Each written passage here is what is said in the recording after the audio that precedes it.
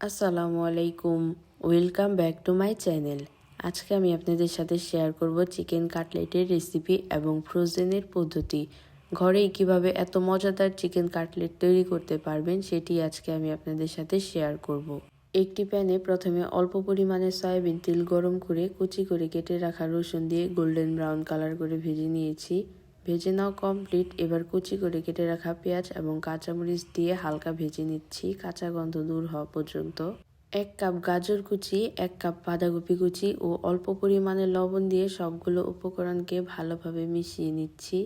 মিশিয়ে নেওয়া কমপ্লিট। এবার এখানে হাফ চা চামচ পরিমাণে ভাজা জিরার গুঁড়া, হাফ চা চামচ পরিমাণে লাল মরিচের গুঁড়া, হাফ চা চামচ পরিমাণে কালো গোলমরিচের গুঁড়া, হাফ চা চামচ পরিমাণে দারুচিনি গুঁড়া, হাফ চা চামচ পরিমাণে আদা রসুনের পেস্ট, 1 কাপ পরিমাণে মুরগির মাংসের কিমা দিয়ে সবগুলোকে ভালোভাবে মিশিয়ে নিচ্ছি। 5 থেকে 6 মিনিট সময় এগুলোকে চুলার আঁচ হাই ফ্লেমে রেখে মিশিয়ে নিতে হবে।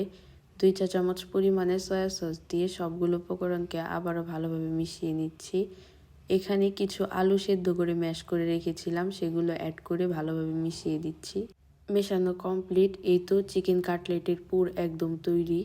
6 চা চামচ পরিমাণে ময়দা, 3 চা চামচ পরিমাণে কর্নফ্লাওয়ার ও অল্প পরিমাণে লবণ, নর্মাল তাপমাত্রায় থাকা পানি অল্প অল্প করে অ্যাড করে তরল একটি মিশ্রণ তৈরি করে নিচ্ছি। চিকেন কাটলেট তৈরির জন্য যে পুর তৈরি করে রেখেছিলাম সেটি ঠান্ডা করে নিয়েছি। এবার হাতের তালুতে অল্প পরিমাণে তেল মেখে অল্প কিছু পরিমাণে ডো হাতে নিয়ে শেপ দিয়ে নিচ্ছি। চিকেন ফিঙ্গার এবং চিকেন কাটলেট দুটোই আমি তৈরি করে নিব। চিকেন ফিঙ্গার এবং কাটলেট আমি কিভাবে তৈরি করছি দেখতেই পারছেন। সবগুলোকে একই পদ্ধতিতে তৈরি করে নিব। আমি চিকেন কাটলেটে গাজর এবং বাঁধাকপি ব্যবহার করেছি, আপনারা চাইলে এই সবজিগুলি স্কিপও করতে পারেন। সবগুলো চিকেন কাটলেট এবং চিকেন ফিঙ্গার আমি তৈরি করে নিয়েছি। এবার এগুলোকে কোট করে নেব। তৈরি করে রাখা ময়দার মিশ্রণে ডুবিয়ে সেখান থেকে তুলে ব্রেড ক্রাম্বসে দিয়ে দিচ্ছি। আমি এগুলোকে কোট করার জন্য টোস্ট বিস্কিটের গুঁড়ো নিয়ে নিয়েছি, আপনারা চাইলে বাজার থেকে কেনা ব্রেড ক্রাম্বসও ব্যবহার করতে পারেন। ব্রেড ক্রাম্বসে কোট করার সময় হাত দিয়ে ভালোভাবে চেপে চেপে কোট করে নিতে হবে। সেমভাবে সবগুলো চিকেন কাটলেট এবং চিকেন ফিঙ্গারগুলোকে আমি তৈরি করে নিয়েছি। এ পর্যায়ে এগুলোকে এয়ারটাইট বক্সে বা জিপলক ব্যাগে ভরে ডিপ ফ্রিজে 1.5 মাস পর্যন্ত সংরক্ষণ করতে পারবেন। কিছু চিকেন কাটলেট আমি আপনাদের ভেজে দেখিয়ে দিচ্ছি এবং কিছু চিকেন কাটলেট আমি ফ্রোজেন করে রেখে দিচ্ছি।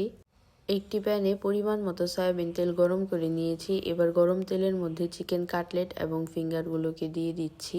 এই তো উল্টে পাল্টে লালচে কালার করে ভেজে নিয়েছি। ভাজা কমপ্লিট। এবার তেল থেকে তুলে নিচ্ছি। দেখতেই পাচ্ছেন চিকেন কাটলেট এবং ফিঙ্গারগুলো কত বেশি পারফেক্ট হয়েছে। একটি চিকেন কাটলেট আমি আপনাদের ভেঙে দেখিয়ে দিচ্ছি।